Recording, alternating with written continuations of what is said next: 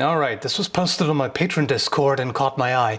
War Flail versus Katana, or Shinai in this case.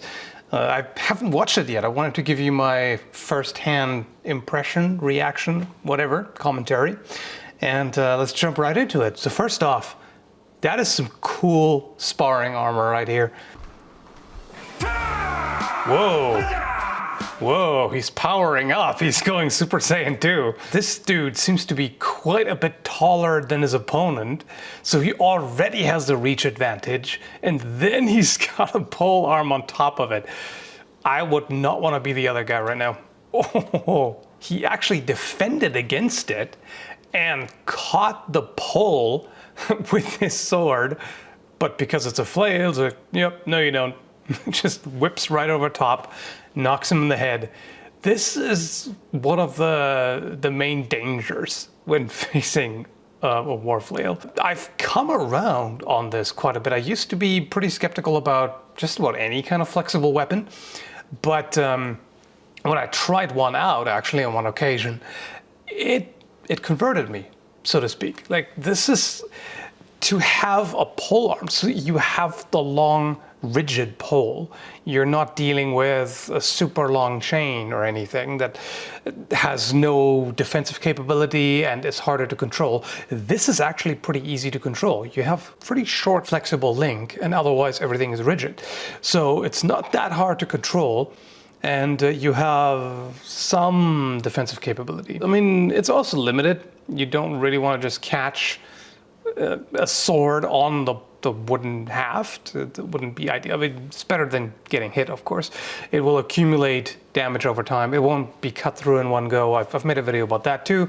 I'm not going to ramble too much, but just a few observations about the nature of this weapon. This is really all about offense, like all about just pressure them, just keep attacking them, particularly if the opponent doesn't have a polearm. They're kind of screwed. They can't do too much to defend.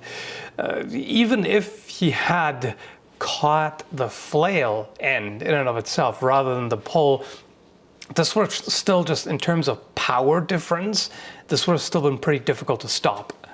So the guy with the sword ideally wants to evade, which is not easy due to the reach. Yeah, there. This he did block on the sword, but he was also outside of reach. He was out of measure. So this would not have hit him anyway. But the question is, you know, with a real flail, particularly one that's studded with iron, for example, this could be quite difficult to stop with a sword. If you catch it low enough on the sword, you know, on the strong of the blade, where you have more structural support, basically, then yeah, you would probably be able to stop it. It's a two-handed sword after all, or at least used with two hands. It's not a true two-handed sword or great sword. Anyway, I'm getting too rambly. So, however, this he caught pretty high up on the blade. So if this was a, you know, real flail with all the weight and momentum behind it, the guard might collapse and it might blow through your defense. Yeah, so the guy with the sword is very cautious. Like, ideally, he would move in. You know, what you want to do against a polearm, or really against anyone with superior reach, you need to get in there, because that's where you're going to be better. If you end up in grappling distance with a sword, you can do way more with it. You can slice with it, you can grapple in all kinds of ways, you can thrust with it. This is all stuff that the war flail wouldn't have available. So if you get somebody into grappling who's using a flail, then it's not too much they can do. But that's a problem. It's difficult because of all the reach that he has. Also, because he's the bigger guy. You generally don't really want to get into grappling range against a bigger opponent, because they just have the upper hand, just due to mass and strength difference. He actually caught the striking tip, after all, and close to the guard, which is pretty much ideal. If you mess it up and get struck in the hand, it's over pretty much. But this is good. Oh, there we go. Nice. Nicely done. He was waiting for a chance, and he got it. This is a deflectional parry. If you look at what he's doing right there, he allows it to push his blade down, which actually powers his attack. So by catching the momentum of the opponent's strike and letting it roll through, this actually gives him a jump start for the cut. So he can kind of redirect that energy and come forward for a cut immediately, which is why this is so fast.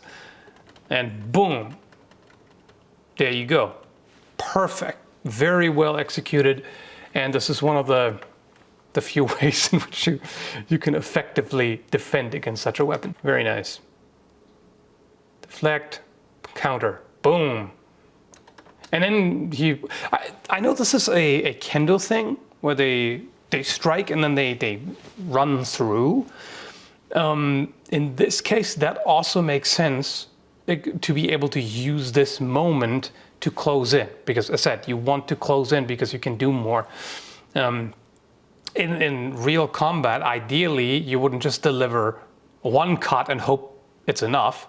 You would follow up. Like either you would follow up and you would do more damage. You would make really sure that the opponent is incapacitated, or you would attack once and then move away.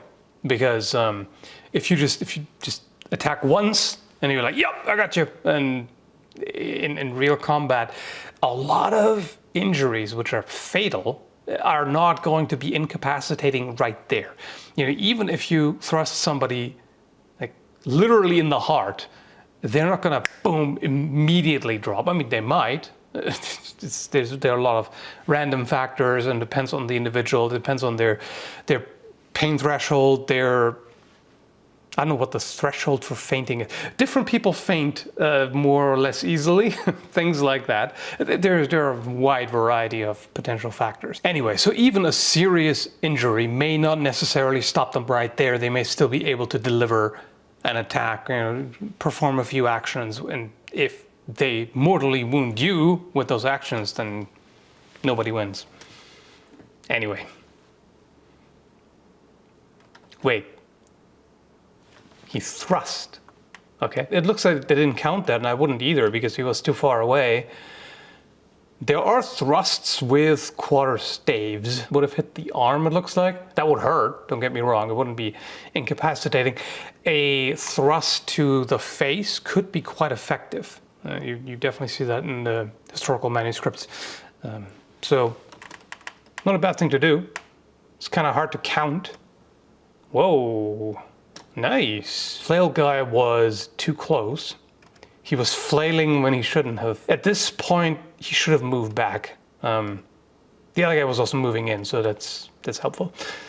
Anyway, so there's a counter. And at this point, Flail guy pretty much, he can't do anything. His one chance would have been to deflect the sword cut with like a backhand swing with the staff, with the pole of the flail. That might have worked, but it's just hard to do in the moment. Very nice. I honestly didn't expect the sword user to even get in 2 hits. I was expecting him to get steamrolled here due to the difference in reach and power too. He actually pulls it from his hand. Okay, that's pretty awesome. That's another thing that can easily happen with a weapon like this. Oh boy. Oh, that would suck in real life.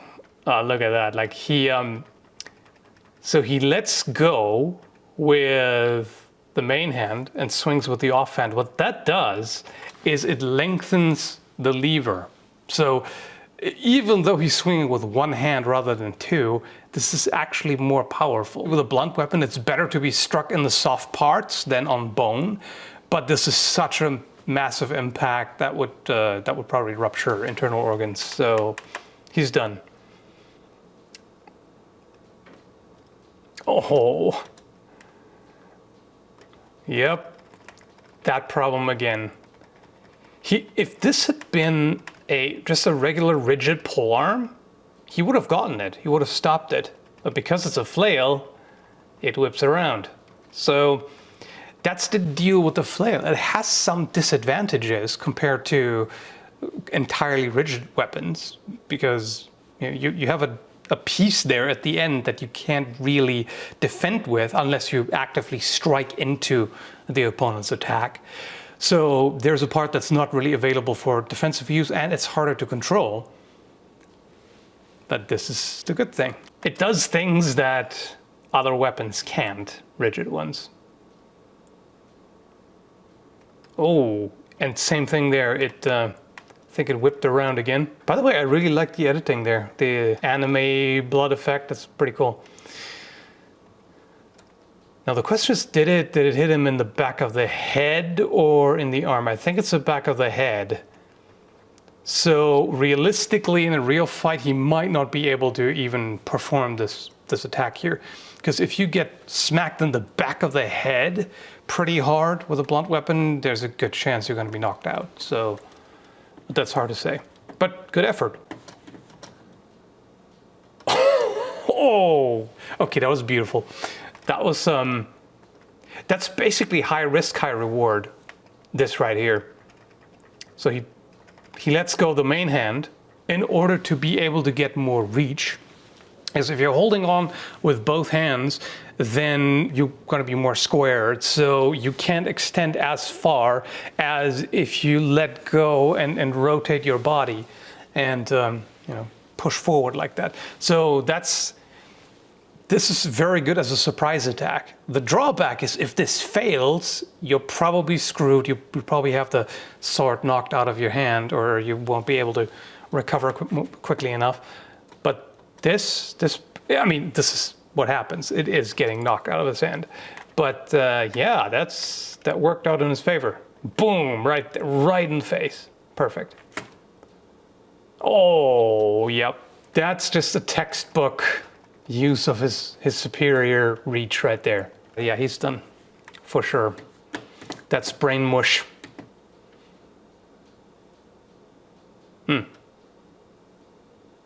Oh, interesting. He came around for a backhand swing. Surprised that didn't hit him in the head. So it wraps around, and then both are kind of entangled. So both are hindered with their weapon. Wait, did he? Okay, this wasn't enough rotation. He would have had a chance for a cut there, but in the situation, he just didn't have enough to really put force into it. Oh, okay, that's a good way to use the thrust. That right there, to stop them. He tries to rush in, close the distance, and the flail guy uses the pole to just stab him in the throat, basically. And for that, it works quite well, because you just want to stop them. You just want to, make sure that the attacker can't close in. And for that, it doesn't need to have a point. Yep, whips around again. Oh, okay, yep. Yeah, same as before, the high risk, high reward maneuver. Because he wouldn't be able to reach him there with a two-handed cut, but this way he does. And he just caught him on the hand or the forearm. Unfortunately, his opponent whiffs here. Yep, I think that was the hip. That's definitely structurally disabling. And then just to the head, of course, that's lights out. Yeah, so he covers, comes around for a counter. And, oh, wait a second. No, he didn't get him. Nope, he did not get him, actually. That's a quirk of the shinai, that it curves around. A real sword wouldn't do that. A real sword can flex like that, but only in the direction of the flat. And smacking someone with the flat wouldn't really do that much. So this was not actually a valid hit. He felt it, flail guy. But yeah, that's nope, he actually caught it. Like if this was a rigid sword, he would have absolutely blocked that with the pole. That can be very difficult to figure out at the time. Like in slow-mo, you can tell, but when you're actually sparring, that's difficult to notice. All right, so that was interesting. I hope you found it interesting too. I'll link the channel, of course, in the video in the description down below. Do check it out. I see a number of other interesting videos there, like fighting a rapier against a halberd, kusarigama. I might actually comment some more because there's clearly a lot of good stuff. So definitely worth checking out. Hope you liked this commentary. Thanks for watching and have a good one, folks.